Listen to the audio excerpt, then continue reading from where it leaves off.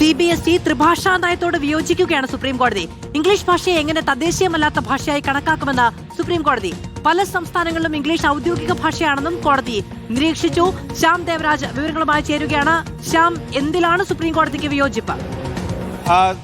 CBSEയുടെ ത്രിഭാഷാ നയം നേരത്തെ തന്നെ ചോദ്യം ചെയ്യപ്പെട്ടിരുന്നു. ഇത് ചോദ്യം ചെയ്തുള്ള ഹർജികളാണ് സുപ്രീം കോടതിയുടെ പരിഗണനയിലുള്ളത്. ഈ ഹർജി പരിഗണിക്കവെയാണ് CBSEയുടെ ത്രിഭാഷാ നയത്തെ സുപ്രീം കോടതി ഈ ഘട്ടത്തിൽ ചോദ്യം ചെയ്തത്. നേരത്തെ ഒരു ഭാഷ കൂടി പഠിക്കുന്നത് നല്ലതാണ് എന്ന നിലപാടെടുത്ത സുപ്രീം കോടതിയാണ് ഇപ്പോൾ ഇംഗ്ലീഷ് ഭാഷ തദ്ദേശീയം അല്ല എന്ന CBSEയുടെ നിലപാടിനോട് വിയോജിക്കുന്നത്. സുപ്രീം കോടതി ചോദിക്കുന്ന ചോദ്യങ്ങൾ ഇങ്ങനെയാണ്: ഇംഗ്ലീഷ് എങ്ങനെ തദ്ദേശീയമല്ലാത്ത ഭാഷയാകും? തദ്ദേശീയമല്ലാത്ത ഭാഷയായി കണക്കാക്കുന്നതിന്റെ അടിസ്ഥാനം എന്താണ്? പല സംസ്ഥാനങ്ങളിലും ഇംഗ്ലീഷ് ഔദ്യോഗിക ഭാഷയാണ്. ഇംഗ്ലീഷിന്റെ ചരിത്രപരമായ അനുഭവങ്ങൾ കൂടി കണക്കിലെടുക്കണം. തദ്ദേശീയ ഭാഷകൾ പഠിപ്പിക്കുന്നതിനുള്ള അധ്യാപകർ CBSEക്ക് നിലവിലുണ്ടോ എന്ന കാര്യവും കൂടി സുപ്രീം കോടതി ചോദിക്കുന്നുണ്ട്. ആവശ്യത്തിന് പഠന സാമഗ്രികളും സ്കൂളുകളിൽ ഉണ്ടോ എന്ന കാര്യവും കൂടി ചോദിക്കുന്നു. മാത്രമല്ല, രാജ്യത്തെ 4% സ്കൂളുകൾ മാത്രമാണ് CBSEയുടേതായിട്ടുള്ളത്. മറ്റെല്ലാം സംസ്ഥാന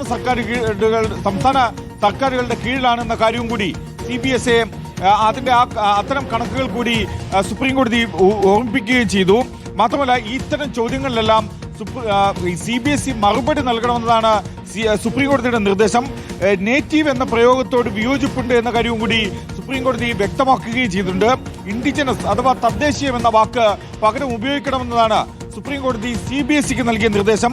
മാത്രമല്ല, ത്രിഭാഷ പഠിപ്പിക്കുന്നത് 6ാം ക്ലാസ്സുകളിൽ തുടങ്ങുമ്പോൾ ഇക്കൊല്ലം 6ാം ക്ലാസ്സുകാർക്ക് അതിൽ ഇളവ് നൽകണമെന്ന നിർദ്ദേശവും ത്രിഭാഷാ പദ്ധതി ഹിന്ദി ഉറപ്പാക്കാൻ വേണ്ടിയിട്ടുള്ള നീക്കമാണെന്നൊരു വിമർശനം. അതായത് ഹിന്ദി സംസാരിക്കുന്ന ഭാഷ ഉള്ള സംസ്ഥാനങ്ങളാണ് എങ്കിൽ മറ്റൊരു മോഡേൺ ലാംഗ്വേജ്, ഹിന്ദി സംസാരിക്കാത്ത സംസ്ഥാനങ്ങളാണ് എങ്കിൽ ഹിന്ദി അല്ലെങ്കിൽ ഇംഗ്ലീഷ് അടക്കമുള്ള മറ്റൊരു മോഡേൺ ലാംഗ്വേജ്. ഇതിലെവിടെയാണ് ഇപ്പോൾ സുപ്രീം കോടതിക്ക് വിയോജിപ്പുള്ളത്?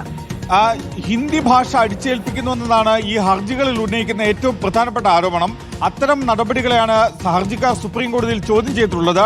അതാണ് CBSEയുടെ ത്രിഭാഷാ നയം വഴി ചോദ്യം ചെയ്യുന്നത്. ആ ചോദ്യത്തിലാണ് ഹർജിക്കാർക്കൊപ്പം സുപ്രീം കോടതി ഒരു നിലപാട് ഇപ്പോൾ സ്വീകരിക്കുന്നത്. CBSEക്ക് എതിരായിട്ടുള്ള നിലപാട് കൂടി വരുന്നത്.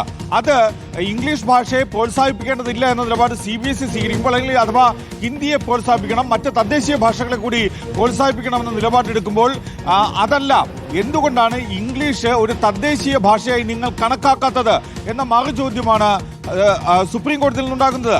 എന്താണ് അത്തരമൊരു കണക്കാക്കലിന്റെ അടിസ്ഥാനം? അഥവാ ഇംഗ്ലീഷ് തദ്ദേശീയ ഭാഷയല്ല എന്ന് കണക്കാക്കുന്നതിന്റെ അടിസ്ഥാനം എന്താണ്? അത് സംബന്ധിച്ച പഠനങ്ങൾ നടത്തിയിട്ടുണ്ടോ?